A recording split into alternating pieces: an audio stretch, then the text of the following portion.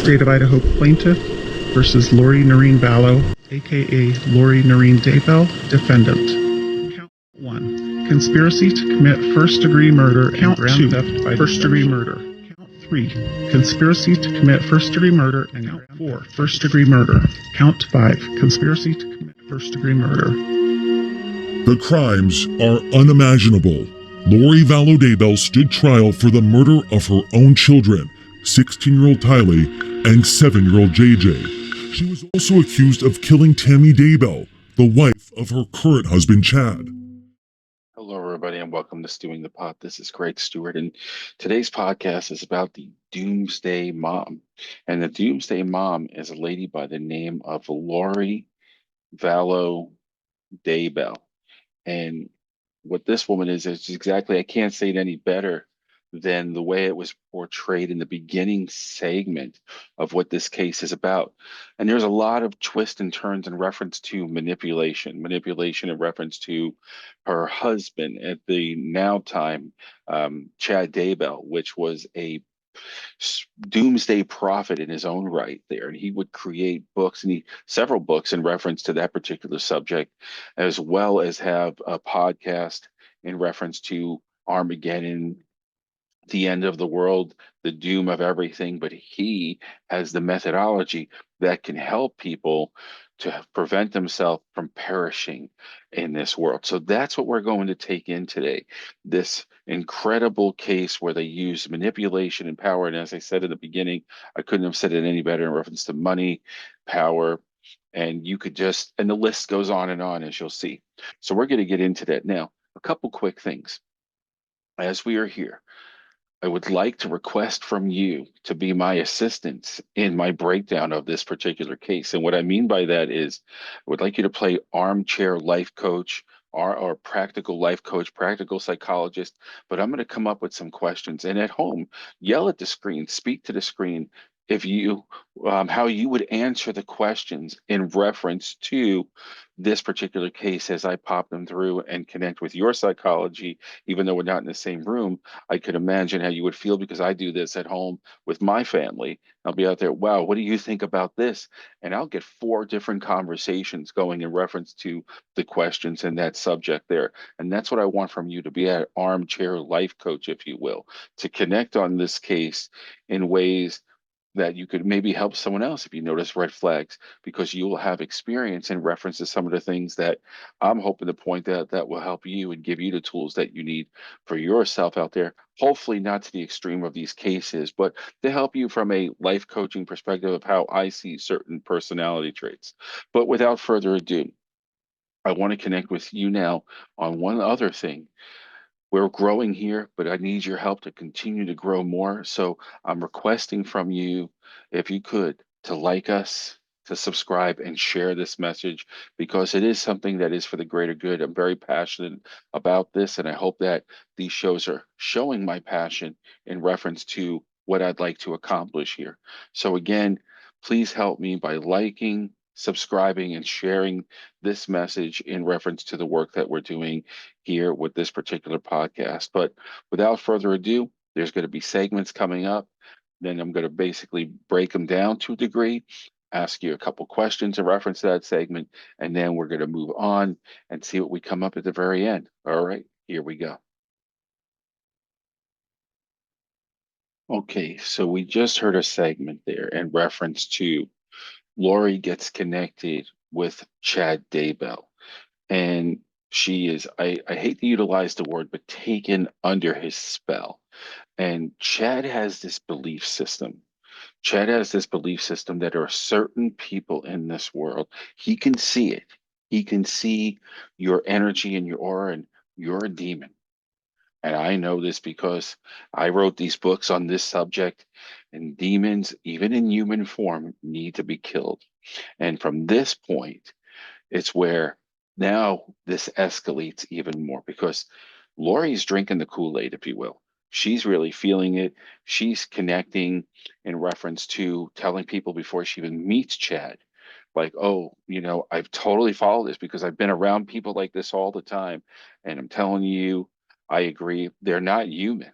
So now we're going to connect on their meeting and how they build a relationship. But before that, I do have a couple questions to start out our coaching together with. Okay, so here we go. Okay, so here's your first question. Do you think that Lori, she's bought his book, she's reading him, they haven't really met yet, but she sees potential there in reference to, I'm really believing this. This is going to happen, or the way he words his novels. This is powerful stuff. This is manipulation at its finest. And look at all the followers. And I can utilize this. I can make this something for myself and use it to control people. What do you think? If you had to choose something in reference to why the power towards these books and that gravitation towards these books, what is it? And what would you look for to point this out in reference to Lori? Like, she likes the books, she's connecting us because prior to this, she was supermom. Everybody in the neighborhood knew of her. Prior to that, she would be in the beauty contest around the neighborhood and growing up. So she was a well-liked person. And when you have that kind of star status in your neighborhood, well, does it go to your head? So there's a couple questions for you. Could this be a form of manipulation, is what I'm asking, in reference that she wants to utilize this, or I really believe that this is something powerful and it helps me prepare because I believe in this. Prepares for a future that's to come in reference to doom and gloom. All right, let's move forward. The problem really seems to have started when Lori started following Chad Daybell. Chad was a podcaster and author of doomsday novels. Chad had this belief that some people who were on this earth weren't really the people they were supposed to be. They were zombies. And the only way to release their spirits was to kill the bodies. And Okay, so Chad was a real believer in his work. He was focused. This is what he did. He had no idea who his followers were, as far as unless they were in his immediate circle, meaning Lori wasn't involved in that.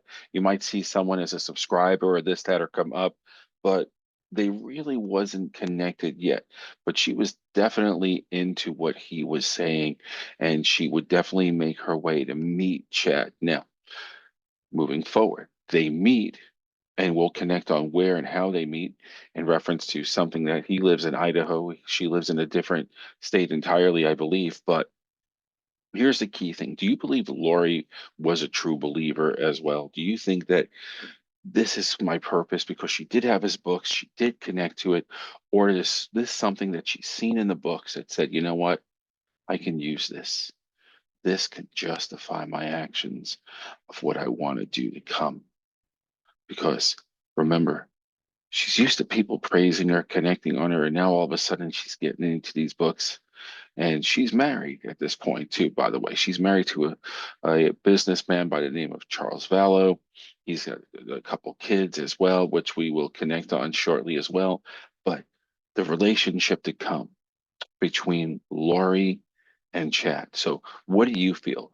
Can someone's writings really reveal their true intentions in reference to the belief of doom and gloom coming? How much influence do you think Chad's prophet status had in Lori's choices? So, I want you to connect on these and tell me what you think as we go into the next segment. Put it in the comments, shout it to your friends, get involved in this as you watch and really feel it. I know at home, this is something, again, that we do. We'll talk about a segment and we'll go back and bounce it back and forth. It's almost as if we became an armchair detective, an armchair life coach, an armchair therapist. So I want you to break these things down and have some fun. Here's the next segment. But around 2017, friends say Lori's relationships with her kids began to shift. About the time she started reading the books of Chad Daybell. Even though Lori was still married to Charles Vallow, and Chad was married to the mother of his 5 children, Tammy Daybell, Lori's friend Melanie Gibb testified the two soon began an affair. So at this point, they meet. She finds out he's at a seminar meeting Chad, and he makes this wonderful connection with her, and that I actually know you. We actually met in a past life, and you are my wife. And I've worked with some people out there that have been in religious circles and have had relationships with the head of their religion, if you will, their faith. And there's nothing wrong with that. But a couple people that I did know felt like this was their calling and that they have a place among others on earth because they were chosen. And now here's Lori. She now is told by Chad, and we are meant to be, and we're connecting. And I have a special place. And she really believed that. And so from this point, she's starting to point out demons. And she's pointing out her present husband because at this point, she's already also had intimacy with Chad. And so now she wants to strike a bigger covenant, if you will. But here's something also. She's starting to disassociate, and how she does that is this way. In my work, I find it that when when you stop naming a person by their name, and my name is Greg. So if someone said you this and use slang words, you son of a this and you mother that and everything else, but my name, unless it's in a loving name or your actual name, okay, people don't see you. So by using slang words and calling you it, she, her, him, they're disassociating you because it's easy now by disassociating you, by not giving you a title, to not have feelings for you, not to see you as real. And this is the sequence of events that's happening with Lori here. She's trying to and starting to disassociate herself now with the people that's in her life, her husband, her children. Let's continue to see how this plays out. February of 2019, Charles was so spooked by Lori's ramblings about the demon named Ned, he called police. What did she say yesterday? She said, "You're not Charles. I don't know who you are, what you did with Charles." Their conversation was recorded on the officer's body cam. Okay. So what makes her a danger to herself and to others? Threatened me, murder me, kill me. She threatened to murder you? So at this point now, Charles is seeing red flags. And again, if you ever have been in a relationship that is just not going well, and that person is involved with someone else, or they just really want out, you start seeing little red flags. You see things that don't look familiar, or you see people changing. And Charles is recognizing this. And so now the police come over, and he's starting to get really nervous because he doesn't know what she's really capable of. Because imagine hearing someone around your house, you're a demon, you're a demon, you're already dead, you're a demon, and grabs this book and starts reading the doomsday prophet scriptures to you. And all of a sudden it's like, okay, I don't want this person around my children, I don't want this person around me. And then all of a sudden, who knows, that you grab a knife, this, that, whatever it was or is. Charles called the police and there was a record and report. So here's my question for you. If someone claims to be the chosen one, how do we tell the differences between faith and delusion, right? Have you ever met someone that they really love their faith, but they're not kind of out there, but then you get someone that utilizes faith and says things that's not even in a good book of any sort, and they're utilizing it because they believe now that they're a prophet through association. I was from another life and now I'm here and I know what I'm doing is for the greater good. Or is it just another form of manipulation to get what I want through power and greed? So let's move on and find out again how this escalates from here. But you got some good questions. Play it around your room if you're watching this with someone, or write it in the comments if you're not, so we can go back and forth together as well. Let's continue. Charles Vallow went to the Chandler, Arizona home of his estranged wife, Lori Vallow, to pick up JJ and take him to school. Entered Lori's home that summer morning in 2019, Alex Cox, the defender, shot him dead. How long have you lived here? Like 3 weeks. Oh, geez. Yeah, okay. That's why the neighbors don't know us. Gotcha. Like, hi neighbor, sorry. What was striking about the footage that we saw was that there's no remorse. There's no, oh my gosh, my husband's dead. So at this point, um, Mr. Vallows, Charles, goes to pick up his kids. He's divorced at this time. And probably a routine visit, knew he was coming. Now you have the defender there because they recruited her brother. He was really drinking the Kool-Aid as well. She really had him convinced that you are now the defender to our belief system and our new faith. So he comes in and claims that they got into an argument, got the kids to support it. At this point, there, I don't think the kids even knew what was about to transpire. He kills him. He shoots him. Charles is now dead. And you may be wondering when the police come, how come the kids didn't say anything? Why did they support Lori? Well, it's got to be a confusing time. Now your dad's dead. If you now all of a sudden say it was Uncle so and so because mom said to do this, that, or otherwise, and who knows what she said, maybe they had her or the children believing, or at least the daughter believing that he is a demon, he has to go. But whatever reason, they didn't emphasize. Plus, they said also during interviews on other television shows in reference to this subject, she's a minor, so they really can't pursue her at this time. And here's the creepiest thing is that even though you're divorced, this man was taking care of you. He was a good husband.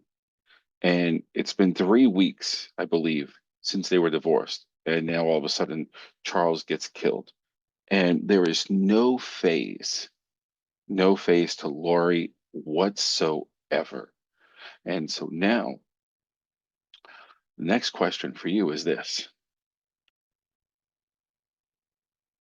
So the question is, can someone truly believe they're doing God's work and feel nothing after a loved one dies that they claim was self-defense but caused it?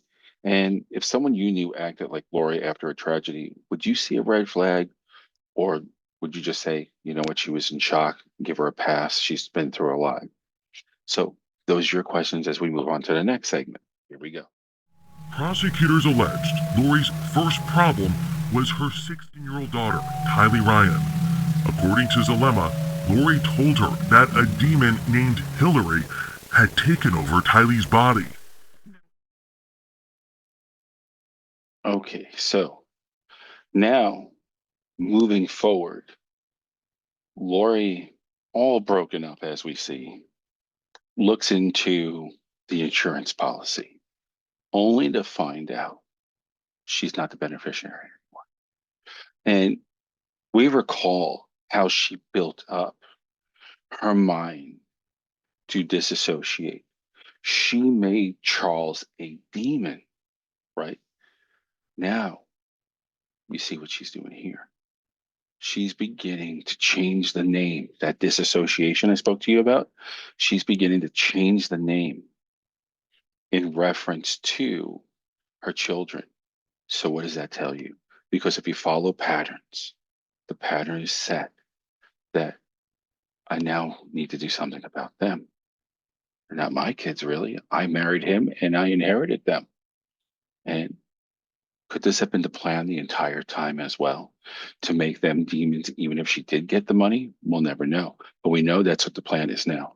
She's prepping herself to disassociate. So she can look at these children as demons, as she says, that must be killed. Only if you recall, who's going to do the killing? Because she had her brother come in as the defender to do the killing, which also leaves her hands clean, right? If you think about it. So here's my questions for you now as the armchair life coach. Okay, here we go. So here's my question. If Lori's belief systems allowed her to label loved ones as demons, where does someone like that draw the line? Okay. And if you out there knew someone that started labeling people as possessed or dark or a demon, what would go through your mind? What would you do?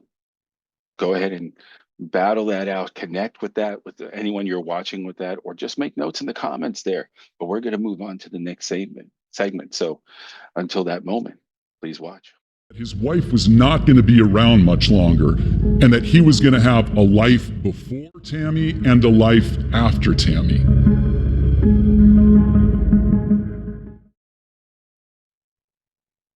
Okay, so the body count is now rising. All of these people, the children, Chad's wife, are now targets in the doomsday, basically, future to come. They must be killed. Zombies, demons. We need the defender. We need to stop this so we could prevent an apocalyptic destruction of our life with these demons that are in our life. So now, moving forward, what would you have thought if a parent refused to report this missing? What would their claim be? We're going to find out how that doesn't wash, because people do come up and say, look, I'm not going to be your scapegoat. You're not going to use me. You've tried to say, oh, the kids are over here. But really, where are they? The kids are over there. Well, and here's the biggest question, too, that I'd like you to have for yourself. Do you think Chad's wife's sudden death was part of a larger plan? Of course it was, right? But what was the plan? How did they think this wasn't going to come back to them? Because it does come back to them, but they get the policy in reference to insurance, which in the future paid for their wedding because now she's passed. But don't you feel any remorse, Chad, that you look at your children every day, your children that you had with your wife, and you just kill her for love, greed, and power? But what is your moral responsibility? So the main question is, how responsible is someone like Alex Cox, the defender, if he believed he was protecting out of a divine mission, right? And again, going back to the other question I had for you, what would you have thought if a parent refused to report their missing children and claimed they were safe? What are those red flags that would have came upon you? So those are my two questions. Once again, how responsible is Alex Cox in reference to divine intervention? And what red flags, if you knew someone, like you'll hear, again, if you watch this segment on ID channel or one of those programs, they actually were volunteering. Oh, the kids are over here. And then the police would go over there. Oh, I just sent them back to her. Didn't this disturb you? You don't want to lose the friendship. How would you respond? Go ahead and connect with each other if you're watching with a group, or just put in the comments, and let's continue on to see how this is going to play out. Death, there was Lori dancing on the beach in Hawaii as her new husband strummed his ukulele, exchanging those rings. According to investigators, the cost of the wedding trip was courtesy of the groom's dead wife's life insurance. Soon after the newlyweds returned to Idaho, the Rexburg police came knocking on Lori's door, looking for JJ. His grandmother, Kay Woodcock, had asked authorities to do a welfare check. So at this point, people are dead, children are missing, and they're on honeymoons. They can't get their story correct because they're meeting friends in the neighborhood or they're on vacations, but Chad opens his big mouth and says, Lori just lost her children. And then, of course, they're going to look over, which is going to give added attention to Lori. I can only imagine what she's thinking, that why would you say that? Why would you put this out there? We're having a good time. You have to bring this into the conversation. That must have been a really interesting conversation later, because then this woman comes up and says, oh, I'm so sorry about your loss. But now you fast forward and they come back from their vacation, and grandma from Charles's side says, hey, you know what? I want to see my grandkids. And oh, they're with this one, they're at that one. So finally, enough with where they're at. I want to talk to them. Nope. So the police come. They just came off of their vacation, and they're telling everybody, hey, look, we're being investigated. We gave your name. Just don't tell them. Say that they're with you. Say that they're here and there. And this put up for one of her friends in particular a red flag. And this is what she has to say. She says Lori asked her to lie and tell the police that JJ was staying with her in Arizona. I felt in a very weird and uncomfortable position, and I really did not know what to do.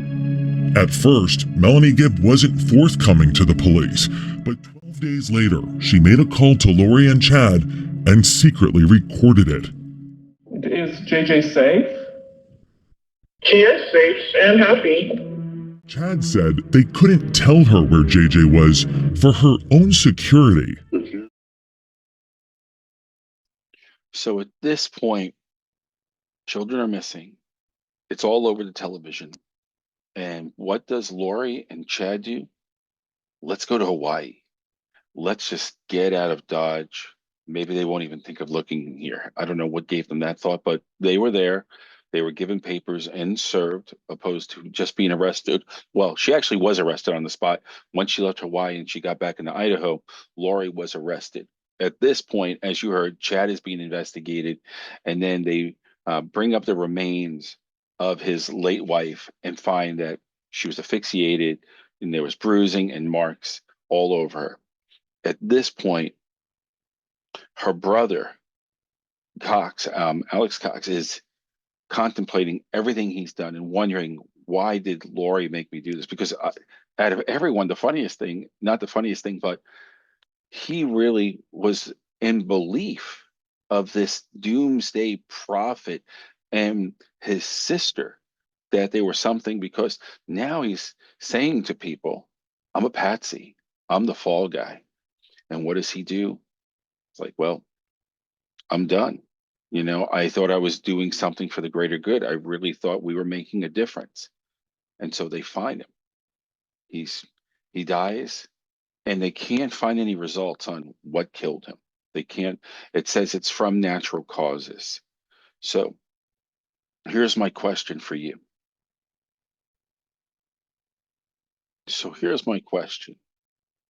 Charles dies. Chad's wife dies. Do you think, from friends that were connected to Lori and Chad, that knew them well, knew their children at this point, that they ever seen or spoke to themselves that their kids are at risk? That's my biggest question. As things are kicking in and creeping in now, your defender is dead, and he died of basically blood clots in the lungs, had a heart attack. Was this self-inflicted by giving something that wouldn't be seen, or was the stress levels just that high? So these are my questions remaining for you in reference to the ending as we're getting closer there. So let's find out what happens. Be arrested on child abandonment charges and extradited to Idaho. But now Chad himself was under suspicion. With the children missing, that's when the police took a closer look at the death of Tammy. Her body had been exhumed on December. Okay, so now everything is building up. Lori's brother kills himself, and there's basically wondering of what we're going to do, right? You have to think that way, Lori and Chad. So Chad's being investigated for the wife. At this point, no, there's evidence showing that the kids are not with these people that Lori and Chad say they are with. So from this point, they said, you know what? We're going to take them in. We have circumstantial evidence, but then they dig up the grounds that Alex Cox's phone leads them to on the Daybell property. And that's when they find the children, unfortunately. That's where they find the children. And at this point, as they find JJ, after they find his sister, Tylee, they said, this is still circumstantial. Yes, it's going to lead via cell phone to Alex, who is dead. But how are we going to try this case? I'm certain they're going to blame it on just Alex, and we had nothing to do with it, until they found one hair that just happened to be wrapped around the plastic, unfortunately, of the body of the little boy. So now they have something to go with, that between the evidence that they're accumulating and building on in reference to the Doomsday Prophet, in reference to her and the way she has shown herself, lied, audio. Now she's in a jail awaiting trial, and she speaks to her sister. And this is riveting in reference to who she is. And you can even hear, even though she's talking to her sister, she's not pleading, I didn't do this, I didn't this, I didn't that. The sister is Lori's sister, but there's like nothing there. Take a listen to this and you make the call on this. Then Lori's sister, Summer Shiflett, took the stand. She told prosecutors that she believed Lori when she told her the children were safe. Did that change? Yes, Why? I felt lied to, and my trust in my sister was broken. Prosecutors played a jailhouse phone call between Summer and Lori after the children's bodies were found. You went up to Hawaii and were dancing on the beach while your sister is the ground? This phone call is painful to listen to. Summer is screaming at Lori. They're just little kids. They don't understand. That's what I thought. You still do. Lori, if you let that happen to them and then tell us that the be in the ground like a piece of trash, then I don't know you. So, in the interim of things, Lori gets convicted. Apparently, they didn't see it as circumstantial. They seen that hair being a very good smoking gun, if you will, with the assistance of Chad and Alex. Now, Lori's attorney tried to state that this hair, he lives in Lori's house. So the odds of him getting a hair or hairs on him is really good. And you may believe that as well. Not saying that you don't believe that Lori's guilty, but that is this enough to convict? And then her attorney also stated, Lori's attorney, that basically the evidence shows Chad's home. The bodies were in Chad's backyard. And it was linked that him and Alex had a relationship, which we know. Okay. But the phone was captured and caught and found the ping on Chad Daybell's yard in the back area. So Lori was nowhere to be found. In fact, she was in Hawaii. And yes, she was in Hawaii with Chad. But the moral of the story, the attorney says, is that she was nowhere to be found. Now, thank goodness in this case that the jury also felt that way. And this case was built on everything that transpired, from the relationship with Charles to everything you've seen in this video was also seen in the courtroom. The phone calls in reference to friends, the lies that were asked, can you do this? Can you do that? And then all they needed was that hair strand. And you guys say, well, what happened to Chad? Well, the markings on there, and basically there was no Alex. Chad was home. So they said, well, asphyxiation, she was strangled at this point. It wasn't a natural cause. And you're here, Chad. So guess what? Winner, winner, chicken dinner. You're it. So he's sentenced to, I believe, the death penalty. She has life in prison. Now, how do you feel about this? And here's the last question of our podcast today, of our session together. Now, in the news as of late, Lori is looking to have her second case. They're going to probably give her basically another case. She put in for it, and I believe it's coming soon. At least I know I've seen it online and in the news that she is looking to fight this and prove her innocence, because even though I had to do with my brother, obviously, and Chad was my lover slash husband, I had no idea what they were planning. He's the doomsday novelist. My brother was his follower. He believed he was the defender. So I'm innocent. Does she get off, or do they utilize the same evidence? Because I can't see them having anything new that's going to justify her release or her attorney coming up with more information other than what they have. So I think they're going to press on to that.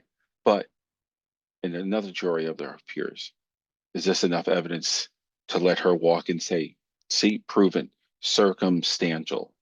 What do you think as far as the last question of the day?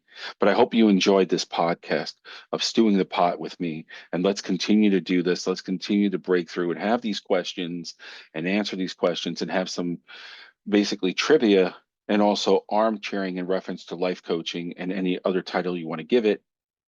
But I hope you did enjoy this podcast. And if you did, can you please like, subscribe, and share? It does mean a lot for the growth of this podcast. But until then, I'll see you on our next episode. Have a great day or evening wherever you are.